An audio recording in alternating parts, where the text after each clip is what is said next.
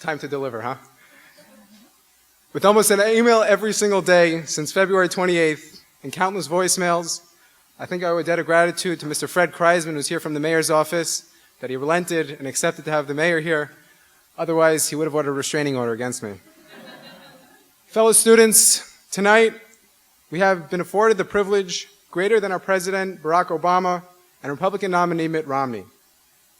If you've been following the 2012 presidential elections, you would know that both President Obama and Republican nominee Mitt Romney are both eagerly vying for the endorsement of our very own Mayor Michael Bloomberg. True, we're not running for President of the United States, but there is a reason why Mayor Michael Bloomberg's endorsement is one of the most sought after for the election of the President of the United States. It might be his influence as a leader of the capital of the city of the world, his experience in founding Bloomberg LP, a multi-billion-dollar fortune, or even his vast track record of success in a multitude of areas. But if you look deeper, these reasons are all rooted in Mayor Bloomberg's unimpeachable integrity, philanthropy, and genuine concern for the advancement of our society. Before giving his endorsement to the 45th president, Mayor Bloomberg has decided to endorse us, the students, the faculty, and the administration of the Syms School of Business with his presence and time. Ladies and gentlemen, please rise and welcome Mayor Michael Bloomberg.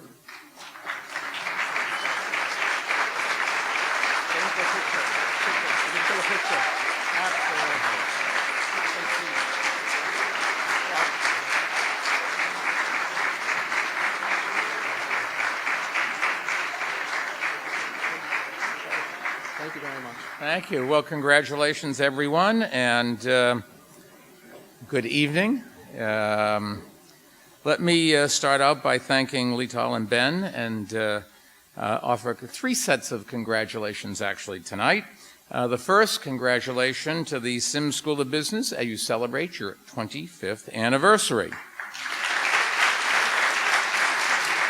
Now, that means the school was founded, if my math is any good, in 1987, which means some of you students may have been conceived about the same time as the school. My second congratulations goes to the school's new dean, Moses Pava. Moses actually is a perfect name for a leader, and I'm sure he's going to be just as good at getting donations from alumni as the first Moses was of getting water from a rock. Actually, the water maybe have been a little bit easier. Third, let me offer my congratulations to the Syms School class of 2012. And especially to the male and female class valedictorians and all the award winners being honored tonight. Now, as your years at Syms draw to a close, I'm sure you're all thinking the same thing. You will never have to take another class in statistics ever again. So, as we say in Gaelic, Mazel Tov. Now, graduates, let me offer you two heartfelt bits of advice as you prepare for the next phase of your lives. First, remember that, and this is a little more serious, remember that your career path won't necessarily be a straight one. Life is truly full of surprises, and I speak from personal experience.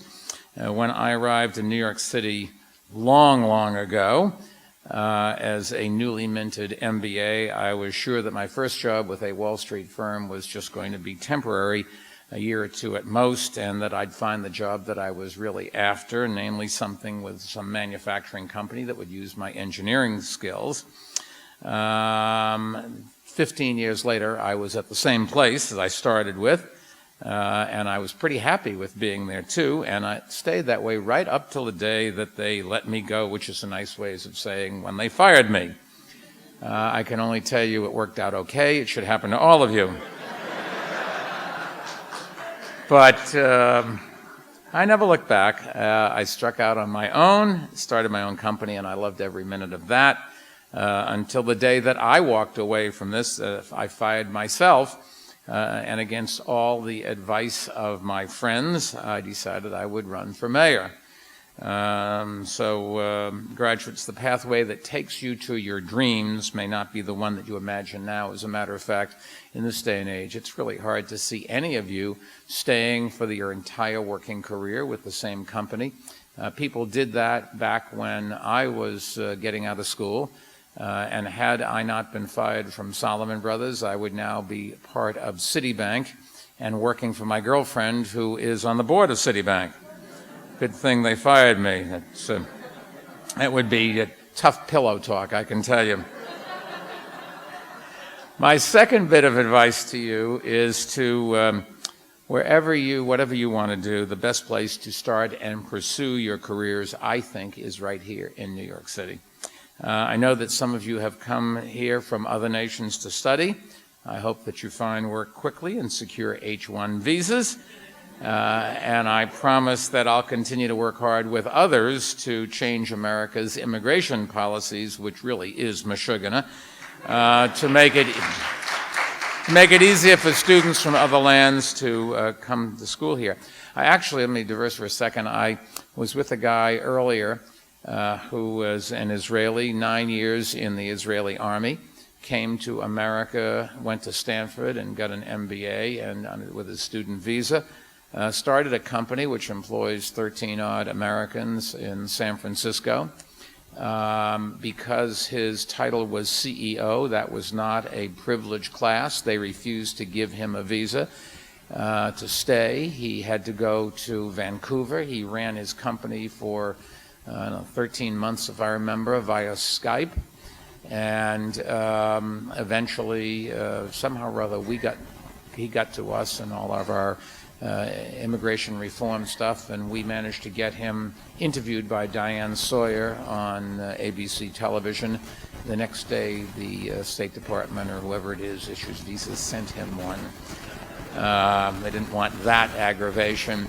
And now he's building a big company right here in America. Anyways, so I've never had the visa problem, but coming from Boston to New York, they don't ask your status. You don't have to have a passport to come to New York. You can do it any time you want. And that's what's wonderful about New York. People from all over the world have come here. This is the most diverse city in the world, and that's one of the reasons why New York has done so well. Whether you were born in the United States or in a distant nation, I don't think there's any place that offers the range of personal and professional opportunities that New York City does. We've come back faster and stronger from the national recession than has the rest of the nation. Private sector employment in our city is at an all-time high, surpassing the record which we set back in 1969. And we've done that by fostering industries that are growing now and will continue to grow, things like tourism and fashion and film and television and biotech. And we're also becoming a real tech center thanks to Cornell coming here and NYU opening another campus in Brooklyn. But the real reason that New York has done well is because of the diversity of our population.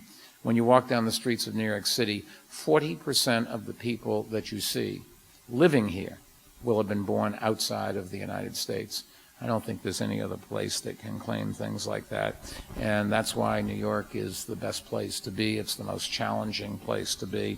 It gives you the opportunities. You have to be lucky, but the harder you work, the luckier you get, I've always found. And for these reasons and the fact that you really do now have a great education, you have all the tools that you need.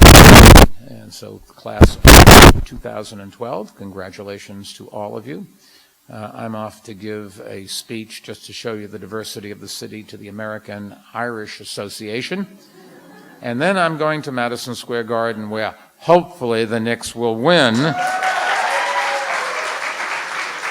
But you never know, as they say. So congratulations to all of you, seriously. It's a wonderful accomplishment. You've graduated from a wonderful school, and the only thing disappointing to you is that the next class is probably going to be even better. So you better get going and start your careers right now. God bless.